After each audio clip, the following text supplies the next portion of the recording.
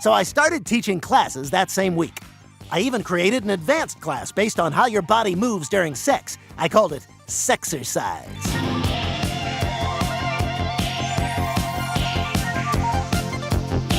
Ready for a new dose of Family Guy mistakes? We've made a very cool selection of moments for this video, so we expect you to enjoy these ones. Diane, I'm hearing. Thank you, Trisha. Stay tuned for further... Ah!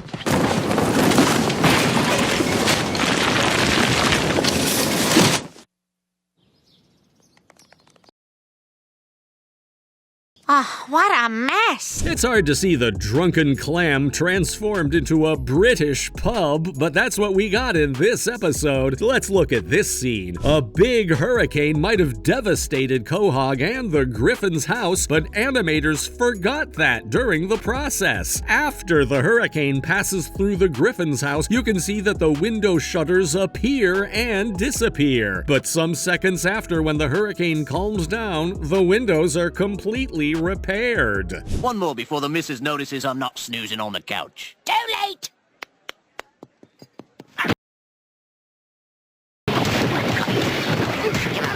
Hey, careful, Quagmire. Don't get too close to that thing.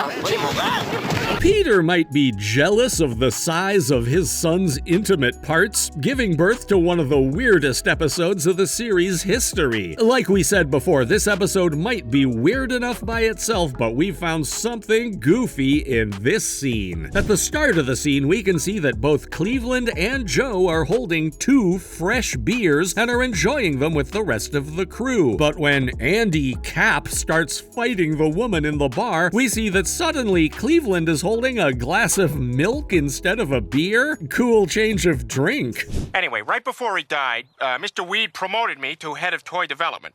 And I brought along my attorney who confirms that this constitutes a verbal contract. Isn't that right, Saul? Yes, sir. Verbal contract. Thank you.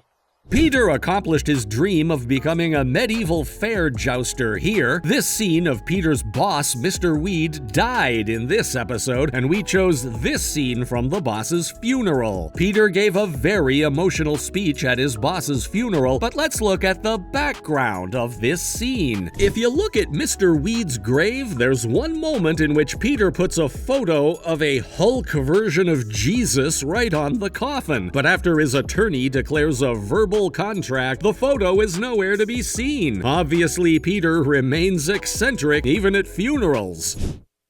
You're a good pimple, Doug. Feed me! You can talk? That's right, and we're gonna raise some hair! All right! Raise some hell! Yeah! Look out, because Brian just joined The Bachelorette. Even if this episode mainly focuses around Brian, we find Chris's scene falling victim to animation errors. Doug the Pimple might have found a great place to live on Chris's face, but we should take a good look at the bathroom's decoration on this one. When Chris is looking at himself in the mirror, we see that the bathroom's walls are yellow and that it has some cool furniture, right? Well, when Chris leaves the bathroom, the walls have changed and now are painted blue. Also, the furniture has changed too. Who wanted a quick change of scenery? I felt like I had a void in my life. I think I got an idea of how to smuggle you out. Bye-bye. Take care now. Have a nice day. Hurry!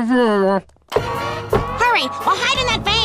Lois decided to turn herself into a delinquent in this episode. Sounds cool, right? After all this burglar madness, Lois ended up in jail after stealing a lot of clothes from a boutique. But we found something cool in this scene. Peter elaborated a nearly perfect plan to help Lois in his mission to escape jail. But if you take a good look at this scene, you will notice that when the Griffin family first comes to see Lois, she has her inmate uniform as her attire. Some minutes after, when Peter has Lois hidden in his mouth, she has her normal clothes. For sure, Peter is a master of disguise. So where is it that you need to go, my new honky friend? Rhode Island. That's not too far, is it? Nothing's too far away from Maxine the cheating queen. Women. Every time Peter joins Death in one of their adventures, we all know that there's a great episode incoming, especially if it includes time travel. Inside all this time-traveling nonsense and Peter trying to fix his marriage to Lois, we found a very cool scene to watch. After meeting and befriending Quagmire, Peter tried to come back to Quahog so he could see Lois. To do this, he sees a mysterious van that had a voice telling Peter that he would help our protagonist in his quest. A couple moments after, and suddenly Cleveland appears from inside the van. Who would have thought that such a great friendship started with an error like this? I'm a girl. Sometimes I wonder. Kicking Lois?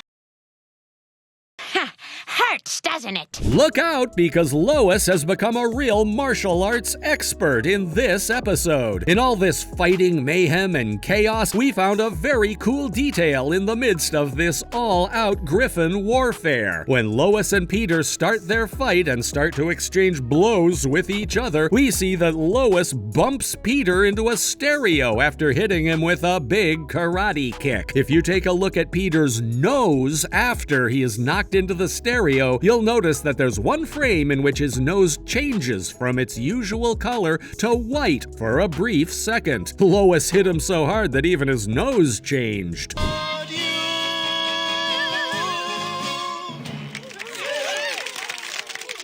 Watch this. Are you watching? That's for me ever having doubted you. A+. And that's for you wearing purple pants with blue socks. Hey, Stewie's a real theater star. The duo of Stewie and Olivia gave this episode a very lovely tone, and hey, they had a lot of chemistry on stage. After both kids perform a fantastic duet, we see that their performance gets judged, and much to everyone's surprise, Olivia's dress suddenly changes from pink to blue in the blink of an eye. Theater always has a magical charm. Welcome, Quahog, to the Town Hall mayoral debate between incumbent Adam West and challenger Lois Griffin. We will now open up the floor to questions from a community at large. Do you remember the time that Lois made a run for Quahog's mayor? During this classic, she became a very strong rival for Adam West to beat, but let's take a look at this scene from the episode. When we see the Quahog mayoral debate, we can see that the most famous reporter in the city, Trisha Takanawa, is wearing a blue skirt, but depending on which part of the scene you're looking at, her attire changes from this blue skirt to a full-on orange dress. Seems like Trisha has a great taste for fashion.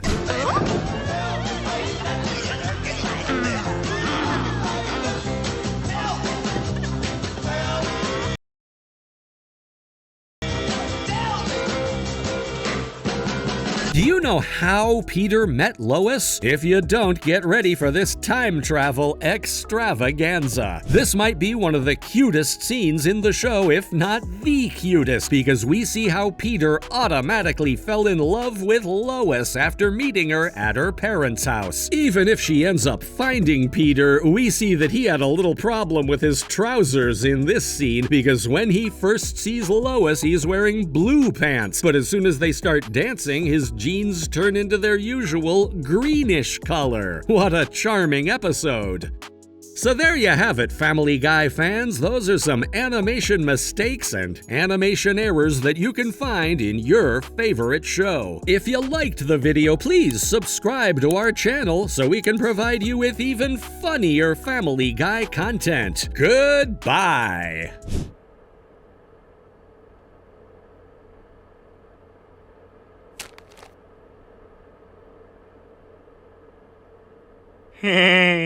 Look at all those hamburgers. You can't eat all those hamburgers, you stupid fella. Oh, jeez!